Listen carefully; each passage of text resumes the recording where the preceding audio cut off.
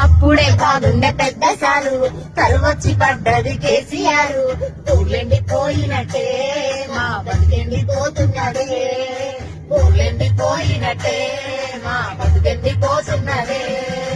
దేవుడెండిపోయిన గుడిలా మోసిపోయి మా బతుకులిలా ఎట్లుండే తెలంగాణ ఎట్లయితుంది ఈ రోజున. గుడు చెదిరిన పక్షులమైనము ఓసారు నువ్వు లేక ఉండే పని చూస్తున్నాము నీ రాకకు కాలాగక.